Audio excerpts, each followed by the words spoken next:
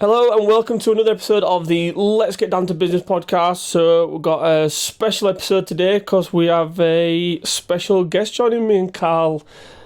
Breanne, how are we doing? Really well, thank you. Thanks for having me. Good stuff. Normally what I do is a bit of an intro into what we were going to talk about, but I thought rather than me give a really crappy rendition of what you do and what, for a job and stuff like that, I thought why not pass it over to you and put you in the hot seat. Okay, so I suppose it's quite difficult to explain if you're not kind of aware of data privacy and legislation. Yeah. But effectively, I work for a luxury fashion brand and I work in their data protection office. So that basically means that we are responsible for understanding legislation globally around data protection. So you deal with it globally from. So we deal with it globally. Right, no. So we're a global company. We've got probably around about 10,000 employees globally. Yeah. Not to mention probably millions of customers globally as well. Mm-hmm. So we are basically responsible for looking after that data and making sure that we are compliant. So in the UK, the local authority is the ICO, so the Information Commissioner's Office, and the GDPR, which is the General Data Protection Regulation, basically lays out exactly what businesses or anybody, for instance, that processes personal data, what they have to do with that in order to be compliant. Right. And honestly, I'm going to blow your mind because I guarantee you won't know half the stuff that you're entitled to with your personal data. Really? Honestly. So obviously we have, and I think it's one of those awkward ones. So I think we're really important in what we do naturally, but I think that a lot of people would think, luxury fashion, ultimately all it is you design clothing and you sell it, which, yeah, that's right. Mm. But when it comes to selling the clothing, and especially now, obviously there's a cost of living crisis, so we've got to find like new and innovative ways. But I think also it's not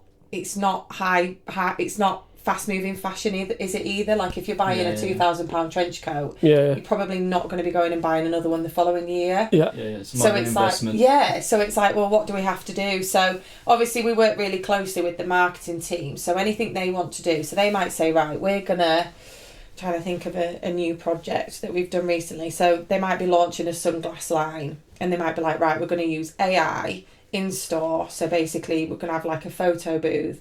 Customers can go into that photo booth and the screen will make it look like they're wearing all the different glasses. Yeah. So they'll come up with an idea like that, and then it's our job to say, okay, well, how can we do that? Because you can't just start collecting your images or your face size or all of how it's all built up or your name or... Well, you can kind of do it with shoes now, can't you? Yeah. So if you're scrolling through an app now, I know like Adidas do it, whereas it's like if you like a certain shoe, some of them, that you can literally like get your foot with your phone. That's exactly what you can do. Yeah, and you basically it images the shoe onto your foot. It's clever shit, isn't it? It's amazing, honestly, but obviously you can't just do that because there's rules around it. So at any given point, you've got to be transparent. So any company should be saying, right, and it's the same when it comes to CCTV footage as well. If you walk in a store, so like in our stores, we don't. And we have to be careful now what I'm saying, but a lot of stores... If you need to cut that out, we could sort that out. Now, in a lot of stores, Any CCTV will predominantly be used for footfall. So basically, they want to know where customers are going when they enter a store. So they'll use like heat cameras. So they'll be like, right... They're heading for coats. Exactly. Or we've launched jumpers. A new product. How hot is it? How many people are hanging around there? What's the average time that people are spending? Someone will export what's happened that day and basically like heat map what's the hot spots in the store. Yeah, and then that's how. So people don't know this, right? And I find it fascinating that every the way that a store is set up, there's a reason behind it. Yeah. So like Aldi middle aisle, there's a reason that's there. Like it's because that's where customers will naturally head to. It's seasonal, so it changes all the time, and there's like a reason behind that. And it's the same when you go into like big stores or any store really. Is that there'll be a reason why, like accessories might be to the left, and that's like because at a supermarket, like bread's always at the end. Exactly. So you don't squash your bread. I mean, No, it's nothing to do with that. It's because most people will have bread on their shopping list, won't they? That's a staple item, isn't it? If they put bread at the front of the store, so you've got to walk past everything. You're going to get... So if we make it the furthest point, we know that we're going to probably encourage 75% of customers are going to have to walk all the way through the store, to get it. And it's the same when you go in your co-op as well. It's usually at the back, and that's a smaller store. So so there's a way, and it like marketing will say, like they'll build up loads of data, and it'll be that 90% of people when they enter a store will go to the left instead of the right, and things like that. So then it means, right, if we're launching a new product, we need to put it on the left because... Would that differ in a different country? Totally. No, it is. Because you drive on the right-hand side, would they go to the right? It's 100%. How mad's that? Different regions will... Obviously, I suppose it's seasonal, isn't it, clothing, but there are particular regions of our customers who will... They're like your die-hard knitwear fans. So as soon as a new knitwear is launched, they'll be like... You'll know instantly that region is going to go wild for it. Yeah.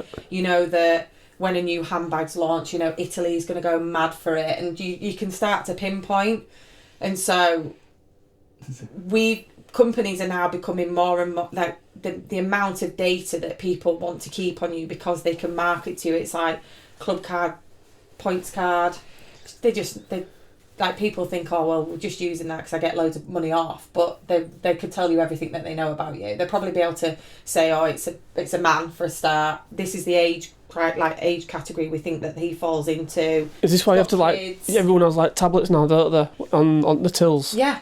So you've got to do like your email and where you live, everything like that. Is that all part of it? And it's why they have you have really annoying pop-ups on every website you visit, and it says about cookies.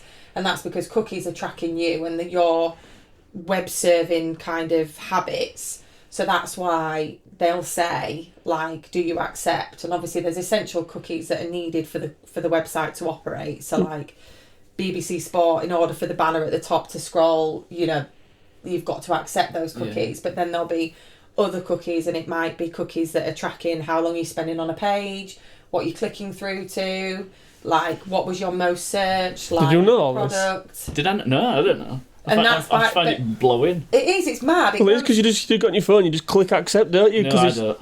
You do? No, I never ever click accept. So what happens if you can't go on it? They're going to manage cookies, and I'm... Stop it! Oh, give over. Oh, I mean, you are literally what I do for a living. Is I spend ages working out what we need to have for the cookies, and you're like the only person I've ever met, bar my mum.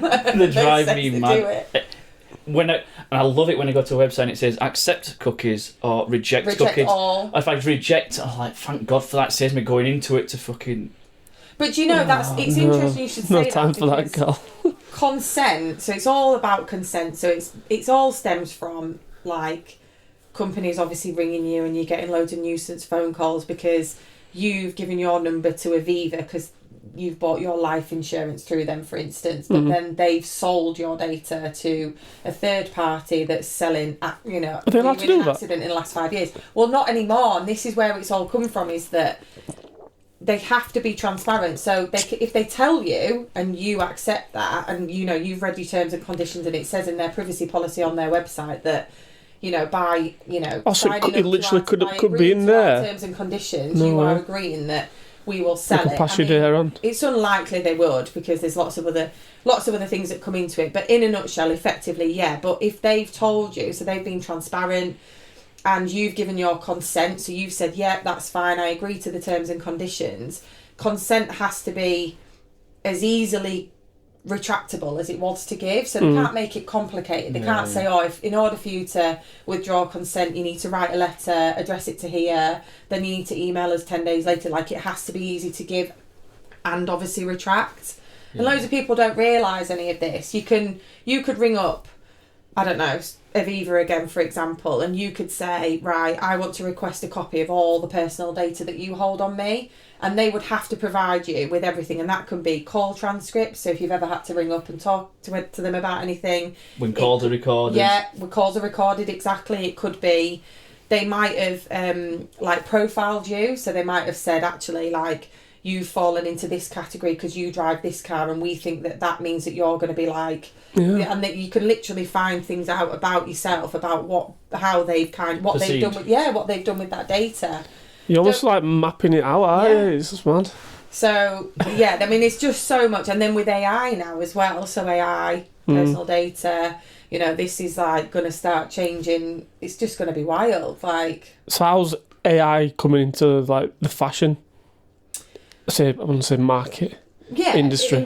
Yeah. There's lots of things that we are exploring. There's lots of things to do with like clocking in systems, for instance. So for our retail colleagues, there's an AI system that will prompt them of when they're on shift. So it'll basically work out what the shifts are. It'll start building up algorithms around like, you know, their habits, etc. Of like if they were late logging in, for instance, and then it'll start to like pick up on that, and it'll start prompting them. Obviously, again with AI, you've got your sunglasses and all of that sort of stuff.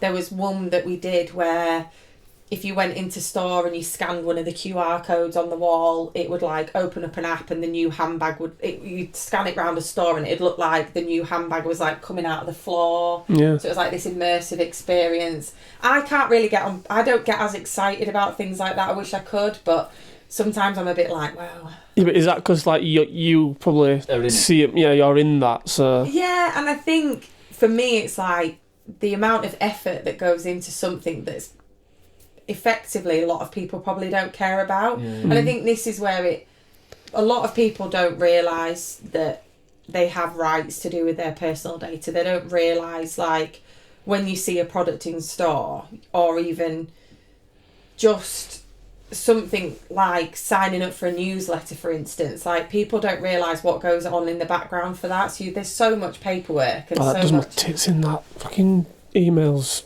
constantly. Even like you get those websites where you unsubscribe from them and you still get them. Well, you know that's a data breach, right? So well, I'm reporting that. I was going to say that too. Like, can you do all about that? Yeah, that 100%. So because I always get to the point where it's like, if I show them that I'm actually a person and not, you know, because I feel as though they'd send out just emails to random people, wait until they get a response and know that then they can just pepper the fuck out of them. Right, so you have to be careful with things like this, because if you've unsubscribed, you should be unsubscribed within the next 30 days. So within a month, you should be removed and you shouldn't see that. Yeah. But if in that time you've then maybe gone on that website and bought something, so let's say it's Sports Direct, for instance, just for argument's sake, you've gone on, you've bought a pair of socks, you've accidentally, inadvertently, although it should have been clear, signed up to a newsletter, and then you've removed yourself, but then you've gone back in like a week later and purchased something else. It just goes again. Sometimes they're probably going to be savvy and be like, well, he obviously didn't want to unsubscribe because you've got your bag, so now I'm going to start. But then also,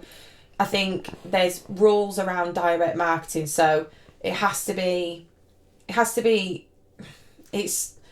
so much that goes into it, but effectively, I can direct market to you if you've bought something from me because you've come and you've shopped from me and I've sold you a product. So then I could maybe like send you more details about that product, but I couldn't like start selling you like other things that are completely unrelatable. Like there are ways around it, and this is why companies need to get smart. So they need to work out like, how do we remain compliant but actually, you know, we need to target customers. We do. Like, it as annoying as it is, it works, and we have to be able to do it. I was going to say that. Does it actually work, like, 100%. Sending out these... 100%. I mean, what do your customers marketing emails, yeah. We had a customer the other day, and I nearly fell off my chair, because normally it's the other way around, who was cross because he wasn't receiving newsletters from us. Yeah. And I was like, what? I was like, you're not receiving newsletters? And he was like, no.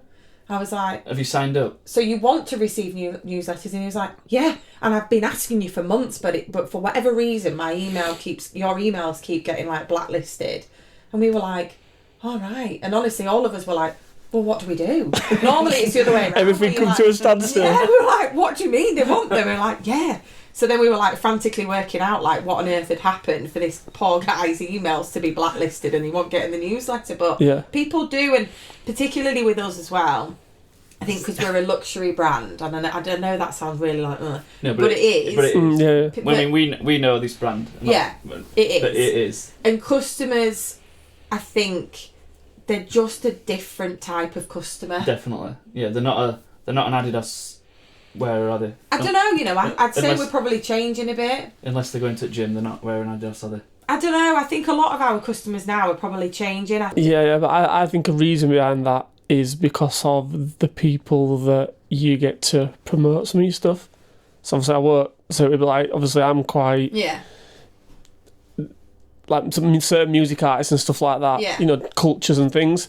And I think, like you were just saying, then maybe they added in the stereotypical Adidas wearer Yeah. wouldn't wear that high, but actually I think, like you were saying, I think they probably do mix it because of the people that And they definitely know what they're doing when it comes to like shows and launches. Yeah. If you'd have seen like the Instagram post recently, there was one particular person who I don't think anybody had even heard of until they did a particular film on Netflix.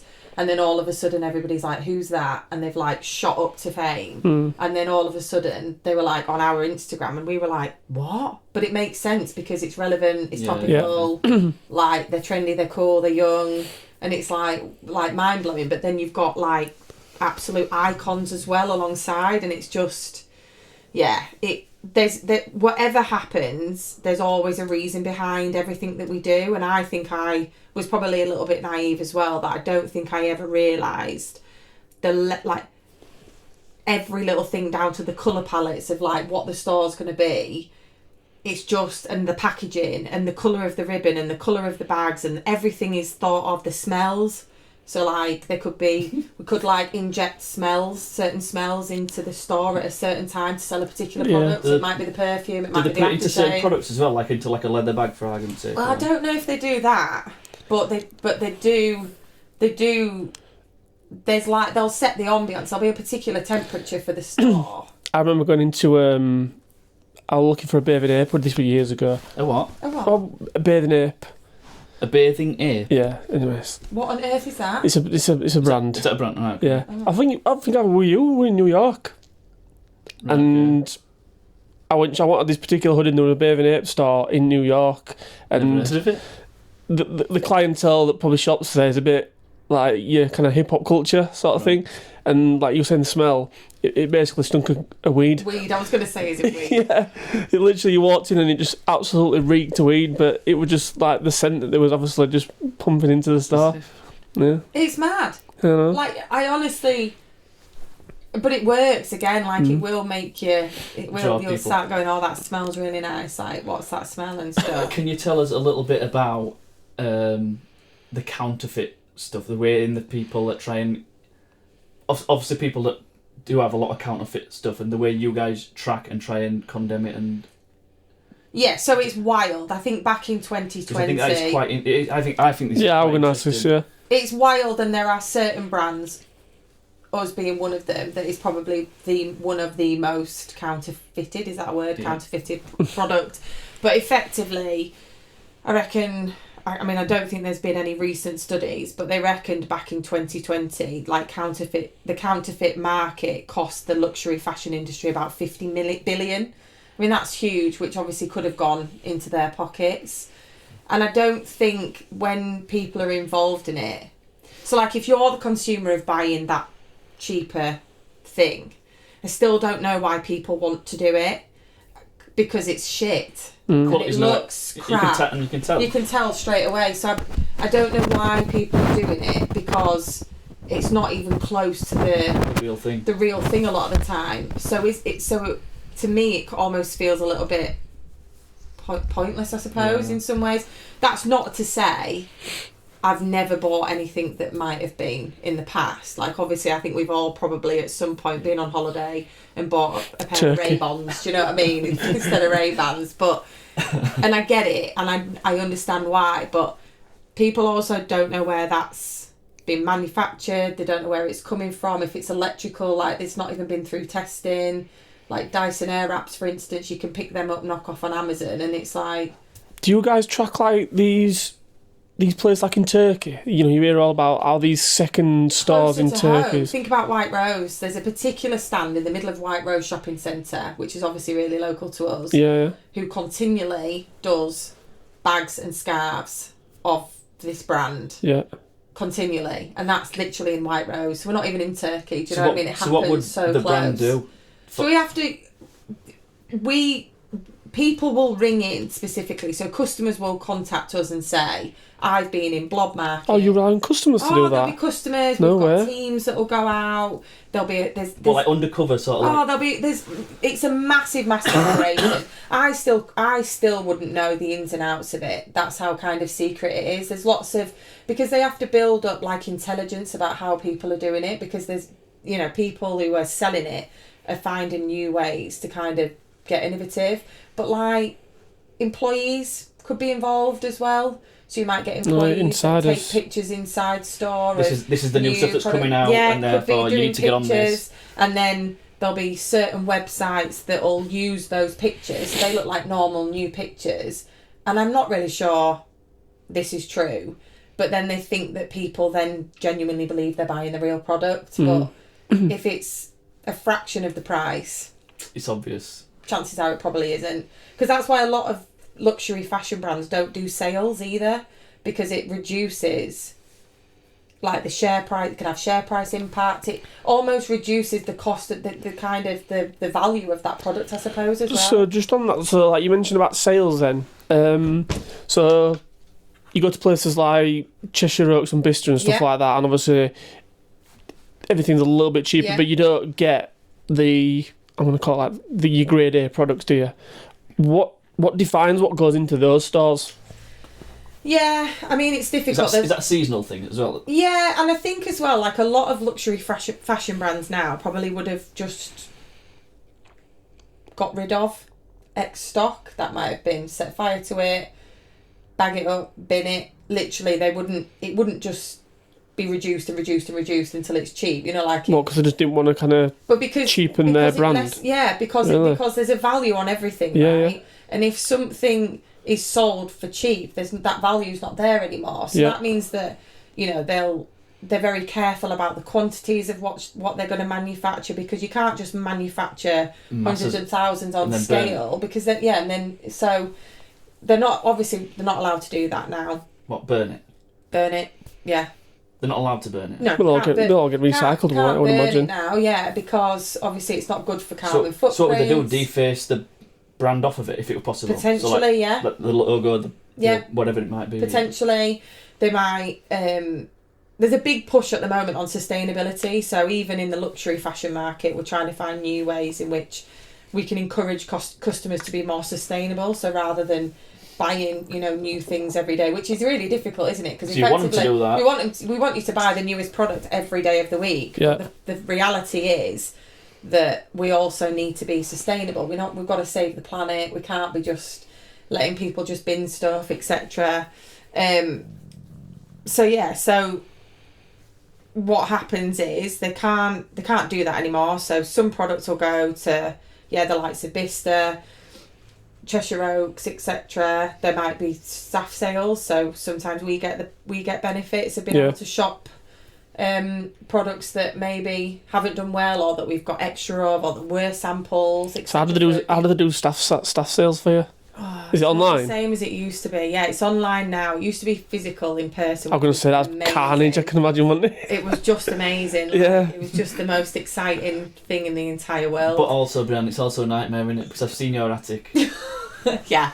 So when I first started in the company, we were able to, the whole top level of the office, depending on whether you're in London or Leeds or it was the bottom floor, like the entire floor would basically be turned into a shop. So tills, like as in a full blown shop. And it was just a free for all. And it was just, you could shop it all day, every day. Like it during the working day, you were actively encouraged to kind of go up.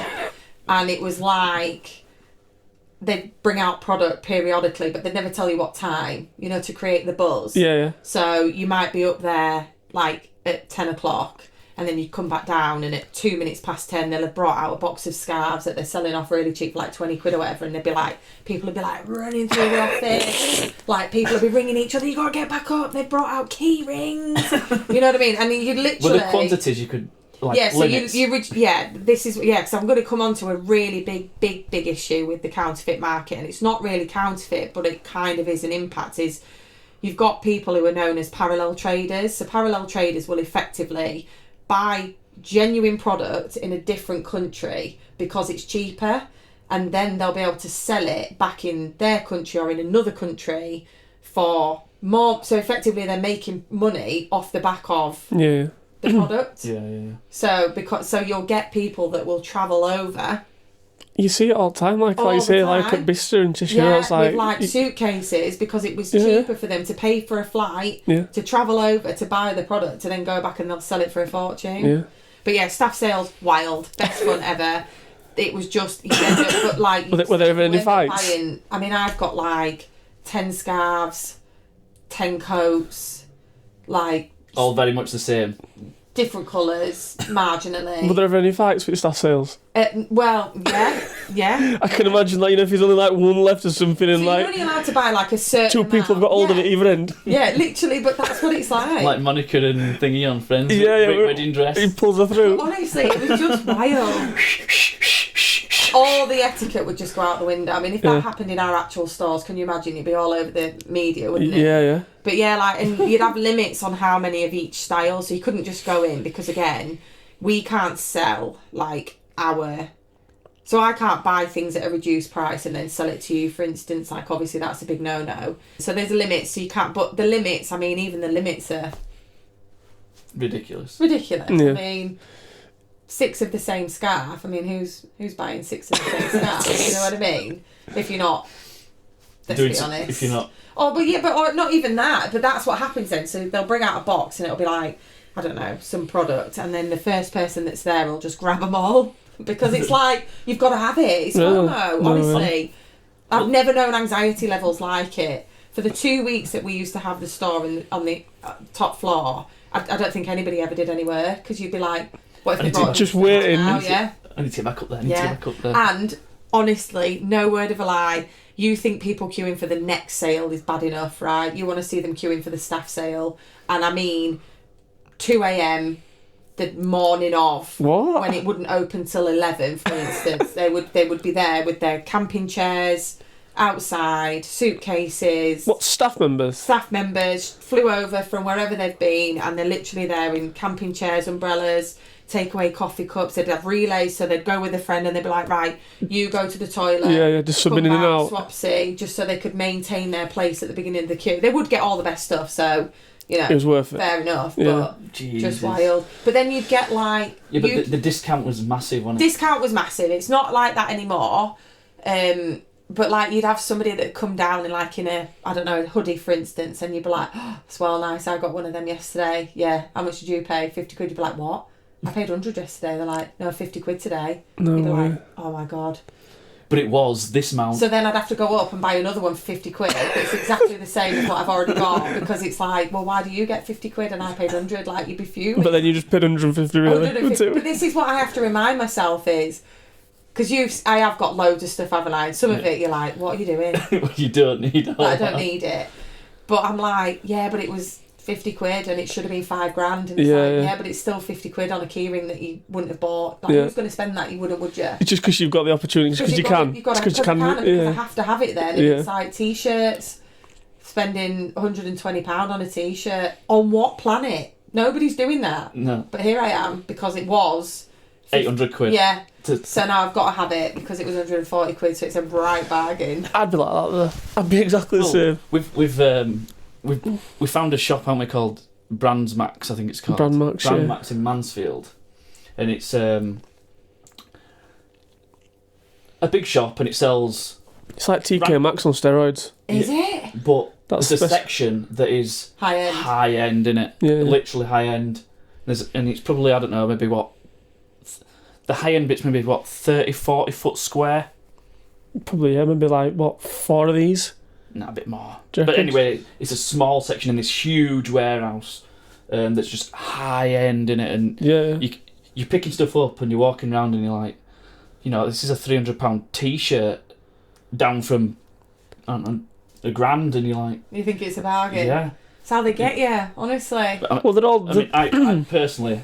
I'm not in that market, so I don't pick him up. But Dan's walking around, he's got an armful like this. Yeah, but it is, isn't it? He's been back 3 times. We've only been. Yeah. We only first went. January last month. Some of the stuff were defected though, but the other day I got a Prada t-shirt. It's only plain white, literally just got like the Prada tag there. Just bog standard plain. It was supposed to be 750 quid, and it were 150, but it had like mucky marks on back, and I just thought, fuck it, I'm chancing it. I got it home, washed it, absolutely sound. Yeah, cool. But still, it's 150 quid for a plain white t-shirt. Yeah, but it should have been 750. Well, that's exactly what Breanne said. But also, It's mental. how good is the quality? Yeah. It'll be the best t-shirt you've ever had. You can tell. Honestly, it's not Fruit of the Loom, is it? No, it's not Fruit of the Loom. I've Yeah. got a t-shirt and it's, that printed. Printed stuff. It's not embroidered. Yeah. And honestly, 5 years still going strong. Yeah. That's what I mean. Like, you pay, you are getting You a can better tell the difference in quality, quality. and you can tell instantly when you look at a knockoff and you look at a genuine. You can tell straight away. You can just feel the difference. You can. Although, I've also seen some counterfeit products that are, Really good. but then you're paying more. Yeah, You're paying a higher price for them. but you're still not paying the real price, are you? No, you're not paying the real price, but you're probably not paying. You might be paying a third of it, so it's still a lot of money, isn't it, for something that isn't real? Still fake. Well, I'm into my trainers, and like some trainers now, like you literally, No. like unless you told someone, you wouldn't have a clue to the untrained eye. But it's just mad how good people can get copy stuff now. It's ridiculous. But with trainers, like, you're not really staring at people's feet, are you? That's what I do. It's the first thing I look at when when someone's like, What they're wearing. that's just me. I'll get right paranoid thinking if I look, because first thing I do is like look at someone's shoes and like they'll think, what's he looking me up and down for? Well, you can tell like a lot about somebody from their shoes, though, right? Yeah, and their watch. Shoes and watch. Shoes and watch. Is that what it is? Yeah. Yeah, then you can really know how much somebody makes a year. Right. Shoes and watch. Right. So. I don't wear a watch, so maybe I'm not making a we real don't- lot. Honestly, we don't make a lot of money. No. But there's a really, really dark side as well to like the knockoff market, and I only know about it really from kind of being on the other side and being immersed in that luxury world of being able to see and feel and touch the product and understand like where it comes from, how we source our fabrics, how we how we choose our factories, etc. And like, but there's really not very nice things that go on in the counterfeit world that I don't think people realise that they're actually contributing to when they're buying it. Like really horrible things. And What in terms of like the labour and where where they come it's from, come how little people are being paid as well for the products. So it might be sourcing fabrics from somewhere, and it'll be somebody's family business, and they'll be getting paid pennies for it. They're exploited basically. And so I think there's this need now with the rise of like influencers and social media and this idea that what you see on social media is real, right? But it's not, is it? It's just a snapshot and it's the best parts of people's lives. But there's this whole culture now, isn't there, around influencers and people selling. So we're being marketed to all day long. Like all the time we're being marketed to, no matter what it is, you'll constantly be marketed to, and it'll subconsciously go in. And so I think there's this need now that people want to be seen in like the most up-to-date trainers, tops, you know what I mean, hats, whatever it is, sunglasses, that people are almost like desperate to kind of fit in. So that's why they want to go and they want to buy, all the fake stuff, because they think it gives them like... It gives you the look, doesn't it? Yeah, I know what you mean. It's like the Maldives. I really want to go, but it's only because it looks great on pictures. But I can imagine when you get there... Boring. Yeah. There's nothing to do. Yeah. Well, I mean, obviously the hotel's lovely, but apparently there's literally nothing to do. But I just really want to go. I'm the same. I want to go. Unless you like your own company. Yeah. Pointless going. You'd be alright. You don't like doing anything, so you'd be fine. It's actually marketed for you. It's not. I couldn't sit still. Could you not? No. I'm saying that I need to be doing something. Yeah, I can't. I don't mind a few hours just chilling, but it is like you say, it's just literally because you see it and you see people out there and it's marketed really well. It makes you want to do it. It's very true. But it takes hours to get there, doesn't it? It's like a 10-hour flight. Where is it? Where the hell is it? I mean, don't ask me my geography. Isn't it out towards India? I don't know why you're looking on there. That's UK British map. Isles. I'm sure it's out towards India. It could be. All I know is all of the resorts are only accessible by boat or seaplane, aren't they? Yeah. It's just a no from me right from the start. Past Dubai and all that crew, innit? A bit further, and then. Oh, my geography is terrible. I'm sure it's down towards India. I'd like to do Dubai. It's completely man-made. Yeah. I did not I've realise that until about a year ago. Have you not seen? They're doing that in Saudi as well now, aren't they? I mean, I don't blame them, but I genuinely did not know it was just completely man-made. You were showing, what did you were showing me, like, The is it called line. the line? I thought I was going to say the strip. The line. Yeah. This trip. Like, look. I've forgotten how many tens and tens of miles it is that they're building. Just one road. Yes, no, I watched a programme on it on TV. This is how I found out about Dubai. I know That- exactly what you're talking That's about. Saudi, that though. Oh, right. But same thing, though, isn't it? But Saudi's closer. Where the line is, it's on the west coast of Saudi, so it's not actually as far as But I think that, to be able to go. but kind of like just coming back to, obviously, like clothing and branding and stuff, I think Dubai is a massive reason for this, I think, because it's like the luxury place to Yeah. go in it, and like, you go in the malls there, and the malls are just ridiculous. Like, you're not getting your Debenhams and TK Maxx and stuff in there. It's literally just like Yeah. Balmain, Off-White, Gucci, Louis, Well, they are- everything. They've just got that much money there. It's ridiculous, isn't it? So they don't need to be spending 2 t-shirts for 10 quid from Debenhams. You know what I mean? They don't. They're leaving Ferraris and Bugattis and stuff outside the Yeah. road. So they're not bothered about money, are they? So they're going to be spending. I mean, to be fair, it is like the cleanest place I've ever been to. It's ridiculously clean. I'll give them that. But it's I just imagine it being dusty as hell. no, because obviously It's a desert, isn't it? Yeah, but I'd just expect sand to be blown everywhere and. yeah, at least that's if you go into the desert. Obviously, like I'm calling it a town, like the city. If you go into town, it's all right. Yeah, into the city bit. That's not dusty. I mean, don't get me wrong, I would like to go, but it's not. I'd like to go just to see it. I don't Yeah. think I'm I'm not not- bothered for that. I'm not jumping on this bandwagon of Dubai. Keep it for me. Do you travel with your job? Oh, no, I wish. I'm not even allowed to travel first class on train anymore. No. Look at me, third world problems. Yeah. No, but people do. Yeah, I Like, can imagine. There's a huge, depending on what you work in, etc. I mean, obviously our vice presidents and people, they'll travel all over the place. Yeah. I mean, it's massive. Might get to go to London every now and again, check stuff out. I'm actually going tomorrow. Do you ever get to go to any events? No.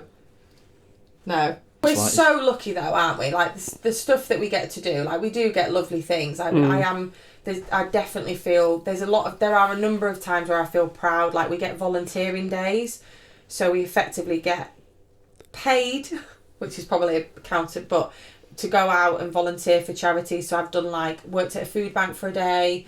We did decorating like a charity in Leeds. We went for the day and we did painting for them, and we made food parcels for Christmas, and it's just that's nice. Yeah. And I like all of that side of it. I think a lot more companies are doing stuff like that now. Yeah. We're doing something similar. So there were an email going out over there basically asking, they call them like champion.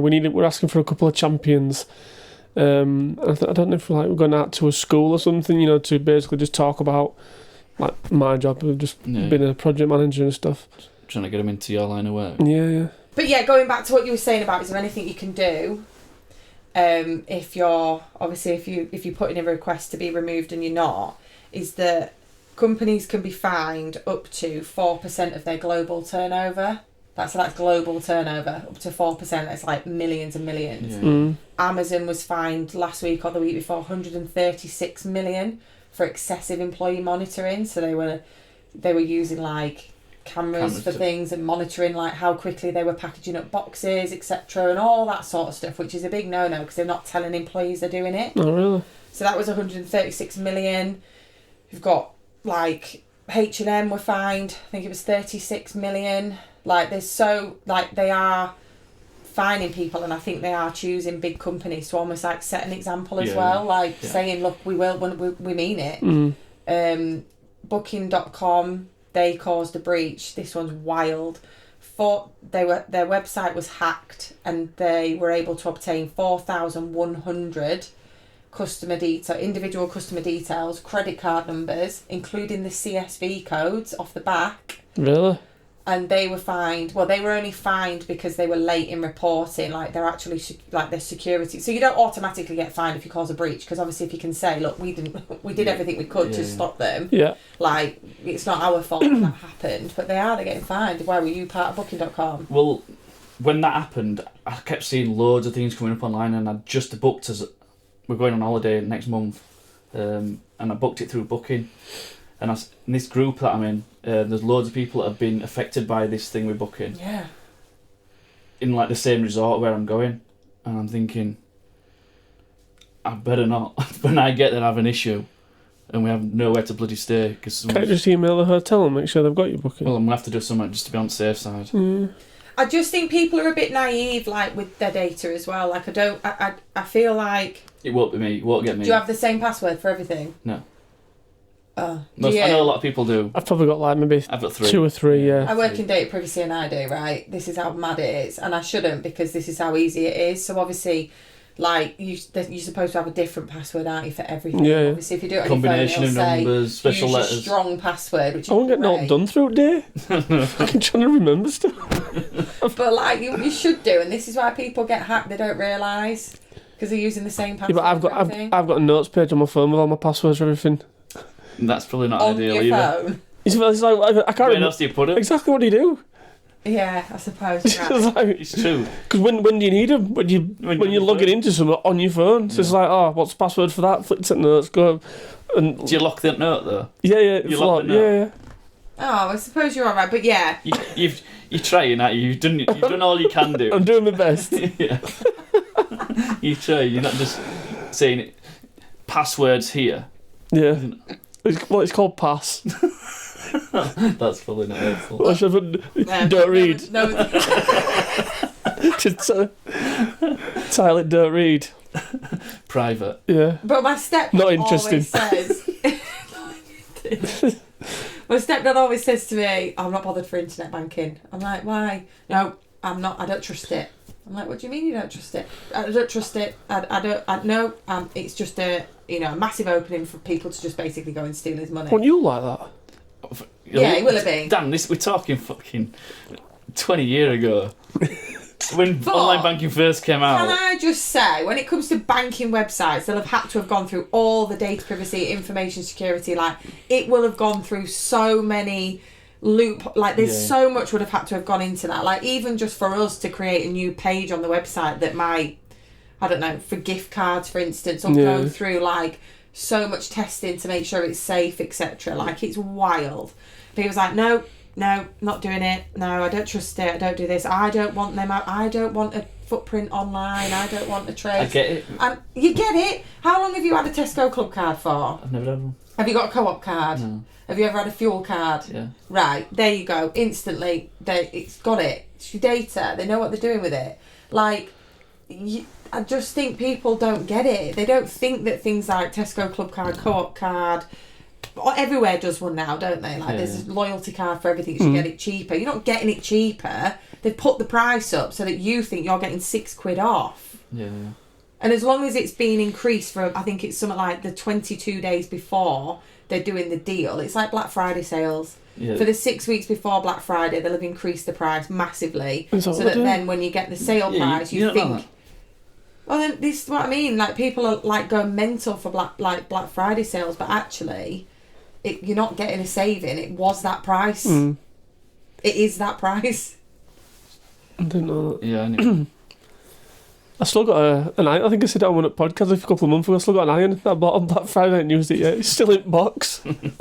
But that's what I mean. This is the point. So you were suckered into buying it and then used You it. didn't even need it. Well, I don't. I do. I just go to my mum's and use it.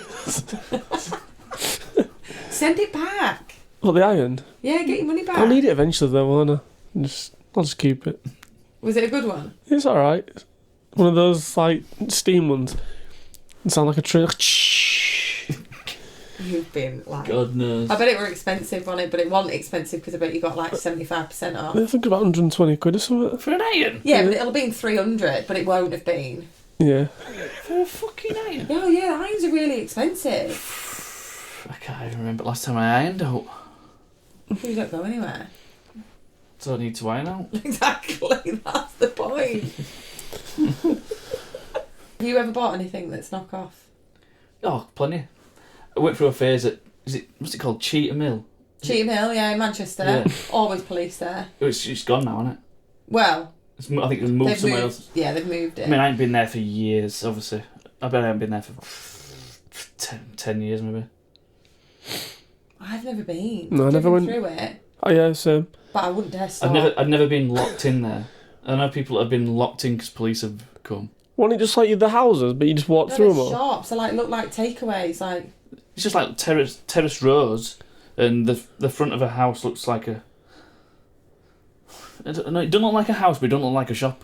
Right. There's loads of them. I'd like to say I've drove past them like And just the people are like trying to drag you in, literally. And as you get in, there's just a whole world of clothes, bags, shoes, anything.